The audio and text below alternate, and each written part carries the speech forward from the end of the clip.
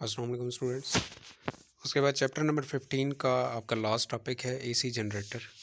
ये टॉपिक इंतहाई इम्पॉर्टेंट है और कंसेप्चुअल टॉपिक है और थोड़ा लेंथी टॉपिक है, लेकिन आपने ध्यान से समझना है और स्टेप बाय स्टेप मेरे साथ चलना है, तभी आपको क्लियर होगा। अदरवाइज़ आपको ये बाद में कंफ्यूज करेगा। तो सबसे पहले इसकी डेफिनेशन देखते हैं। A device that converts mechanical energy into electrical energy and gives alternating voltage as output. ऐसी डिवाइस जो मैकेनिकल एनर्जी को इलेक्ट्रिकल एनर्जी में कन्वर्ट करती है और हमें अल्टरनेटिंग वोल्टेज देती है, उसको एसी जनरेटर कहा जाता है। अब इसका बेसिक प्रिंसिपल क्या है? इसका बेसिक प्रिंसिपल है Faraday's law of electromagnetic induction. ये Faraday's law of electromagnetic induction के ऊपर ही अमल करता है। और Faraday's law of electromagnetic induction क्या था? E is equal to we B L sine theta, और दूसरी इसकी एक एक्सप्रेशन थी E is equal to minus n into del phi over del t. तो इसकी वर्किंग प्रिंसिपल को स्टार्ट करने से पहले, इसकी वर्किंग को देखने से पहले मैं आपको कुछ कॉन्सेप्ट्स रिकॉल करवाता चलूँ, ठीक है? चैप्टर नंबर 14 के। तो चैप्टर नंबर 14 में आपने पढ़ा था कि अगर एक कॉइल को मैग्नेटिक फील्ड के अंदर प्लेस किया जाए, सॉरी कॉइल कह रहा हूँ, कंडक्टर को और मैग्नेटिक फील्ड में प्लेस करें। ये मैग्नेटिक फील्ड की डायरेक्शन है और ये आपने एक कंडक्टर इसके अंदर प्लेस किया हुआ है।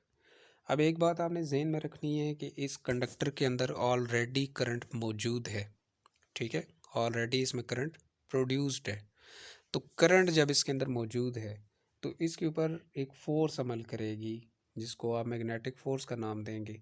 और उसकी डायरेक्शन फाइंड आउट करने का मैंने आपको एक मेथड बताया था, राइट हैंड रूल।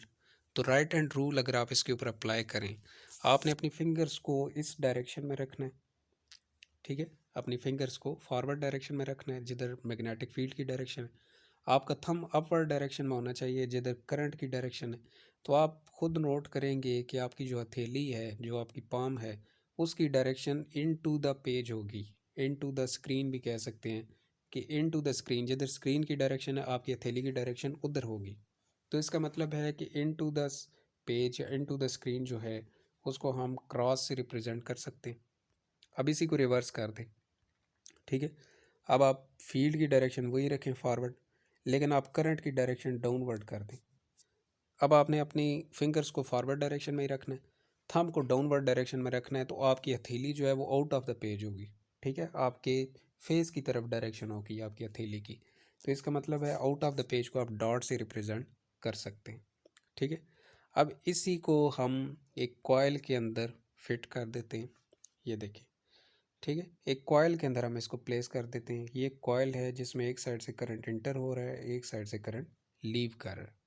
ये एक मैग्नेटिक फील्ड के अंदर प्लेस्ड है। ये मैग्नेटिक फील्ड के दोनों पोल्स हैं, ये नॉर्थ पोल है, ये साउथ पोल है, ठीक हो गया?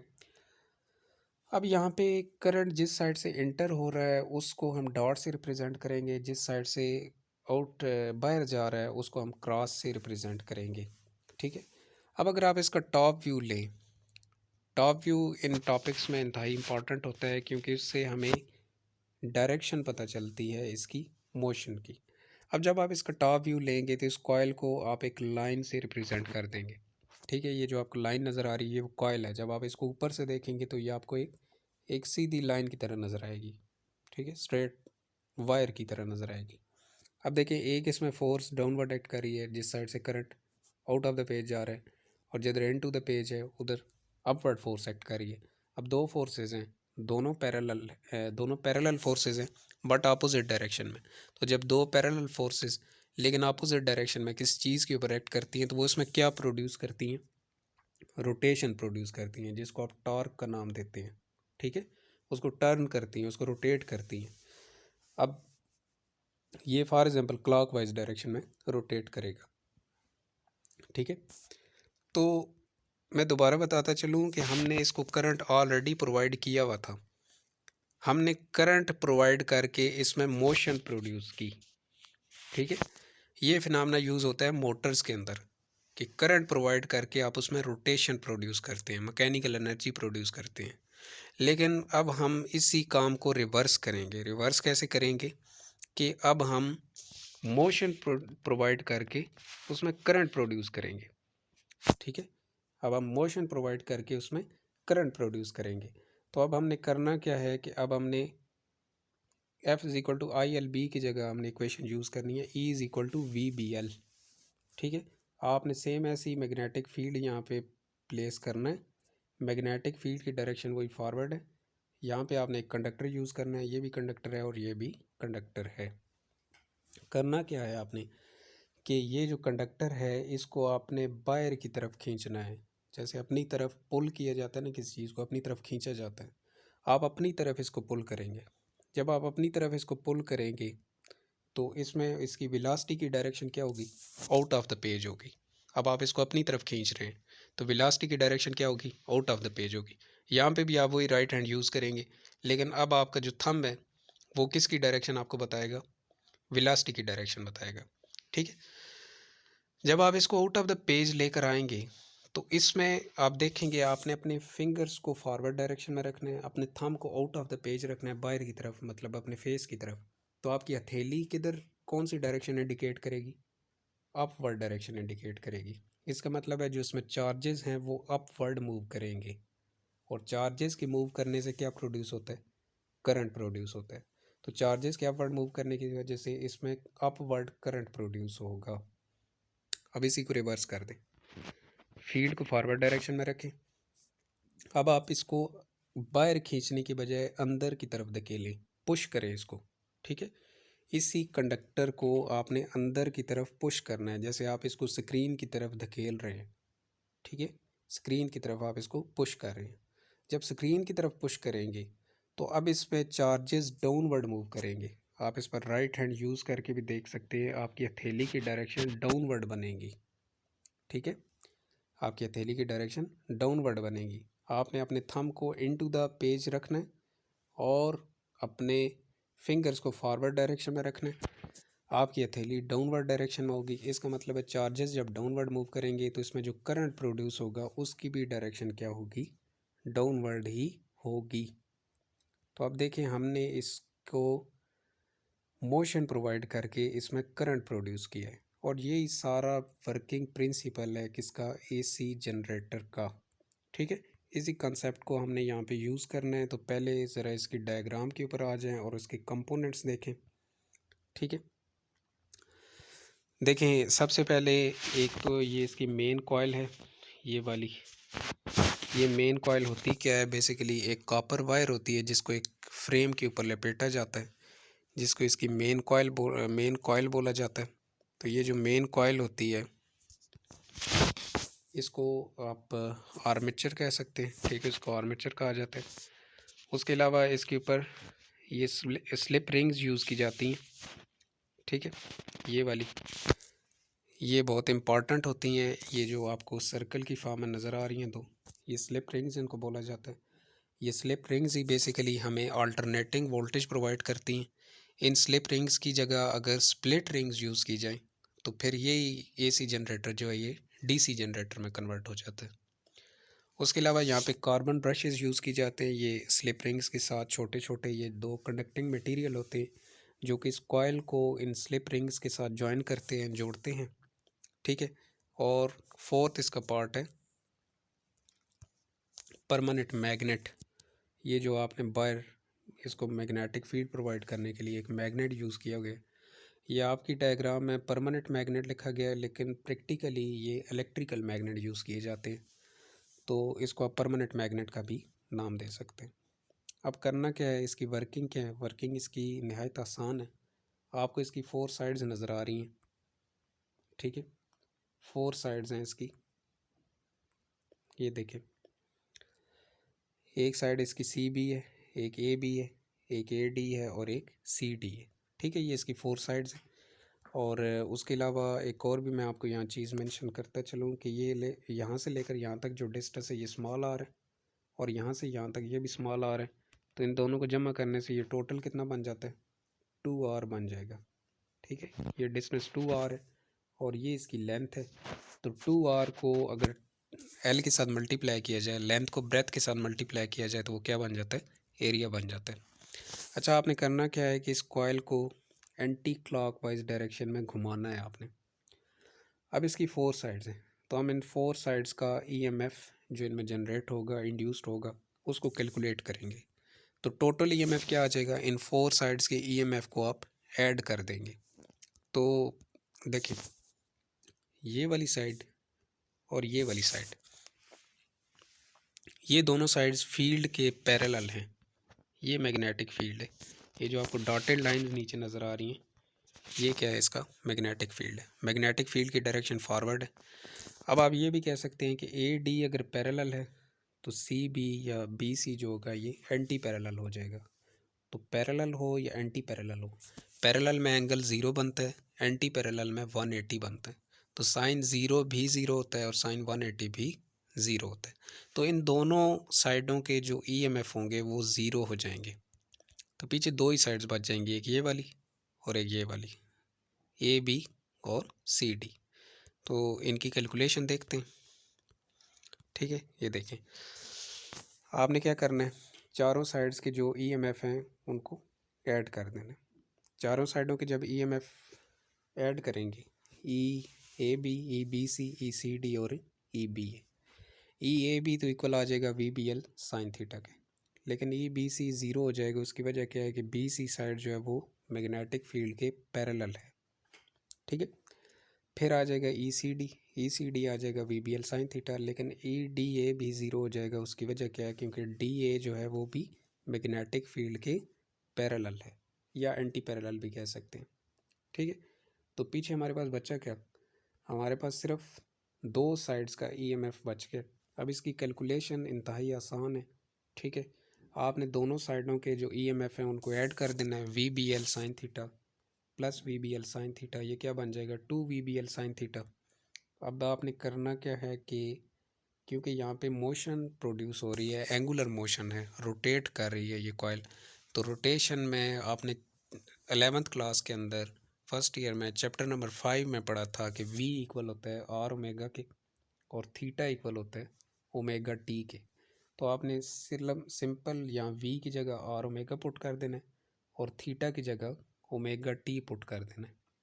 ठीक है, तो देखें, v की जगह आपने आर ओमेगा पुट कर दिया और इस थीटा की जगह ओमेगा टी पुट कर दिया। अब ये जो है ना 2 और L, इन तीनों को इकट्ठा लिख दें एक जगह पर।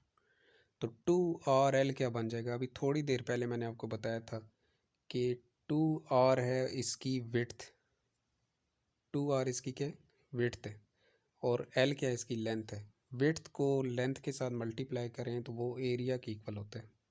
तो आप 2RL की जगह क्या लिख सकते हैं, सिंपल ए लिख सकते हैं। ठीक है, तो यहाँ पे आप सिंपल क्या लिख देंगे, ए लिख देंगे, a omega b into sine omega t. ठीक है, अब ये तो है एक कॉइल के लिए। अगर n नंबर ऑफ कॉइल्स हों तो ये इक्वेशन क्या बन जाएगी, E is equal to N W A B sine omega t. तो for sine omega t is equal to 1, अगर साइन ओमेगा टी 1 की इक्वल हो जाए और ओमेगा टी π/2 की इक्वल हो तो ई नॉट होता है ई मैक्सिमम। ठीक है, ई एम एफ मैक्सिमम, ये इक्वल आ जाएगा एन डब्ल्यू ए बी की इक्वल, क्योंकि साइन ओमेगा टी यहाँ पे क्या हो गया 1 हो गया। तो आप इसको नवाब के नाम से भी याद रख सकते हैं। ये मैक्सिमम ई एम एफ है, जो मैक्सिमम ई एम एफ इसमें जनरेट हो सकता है। तो ये इक्वेशन बहुत इंपॉर्टेंट है, ये आपकी 3 न्यूमेरिकल्स में यूज़ हो रही है आगे। ठीक है, एन डब्ल्यू ए बी वाली, इसको आप नवाब के नाम से याद रख सकते हैं। तो देखें, ई नॉट इक्वल आ गया एन डब्ल्यू ए बी की जगह, तो एन डब्ल्यू ए बी की जगह आप क्या पुट कर दें, ई नॉट पुट कर दें। तो ई किसकी इक्वल आ जाएगा, ई नॉट साइन ओमेगा टी। ठीक है, अब देखें आई किसकी इक्वल होता है, आपने फेराडेज लॉ के अंदर पढ़ा था, आई इक्वल होता है ई ओवर आर के। तो आई इक्वल आप लिख सकते हैं, I is equal to E naught over R sine omega t. ठीक है, तो अगर आई इक्वल है ई ओवर आर के तो ई नॉट ओवर आर किसकी इक्वल हो जाएगा, आई नॉट की इक्वल हो जाएगा। तो आपके पास इक्वेशन आ जाएगी I is equal to I naught sine omega T. और ये इक्वेशन थोड़ी चेंज करके आपके चैप्टर नंबर 16 में लिखी गई है, V is equal to V naught sine omega T. और आपका जो चैप्टर नंबर 16 है वो इन्हीं दो इक्वेशंस पर मुश्तमिल है। पूरे आपके चैप्टर नंबर 16 के अंदर इन्हीं दो इक्वेशंस का यूज़ किया गया। एक है I is equal to I naught sine omega T और एक है V is equal to V naught sine omega t. अच्छा, ये तो हमने इसकी करंट की इक्वेशन फाइंड आउट कर ली। अब देखते हैं कि ये जो एसी जनरेटर है ये वोल्टेज को अल्टरनेट कैसे करता है, उसको चेंज कैसे करता है। तो उसके लिए ज़रा इन डायग्राम्स के ऊपर आ जाएं। ठीक है, ये देखें, मैंने पहले कहा था कि हमने कॉयल को रोटेट करवाना है, कॉयल को हम रोटेट करवा रहे हैं। तो ये यहाँ पे फील्ड की डायरेक्शन है, मैग्नेटिक फील्ड जो हमने प्रोवाइड किया हुआ है, इसकी डायरेक्शन एक रहेगी, ये कांस्टेंट है। ठीक है, इसकी डायरेक्शन सेम रहेगी आर एक के अंदर। ये कॉयल है वो वाली, कॉयल रोटेट कर रही है। पहले कॉयल जो है ये, अच्छा इसको देखने से पहले ज़रा आप एंगल्स देख लें।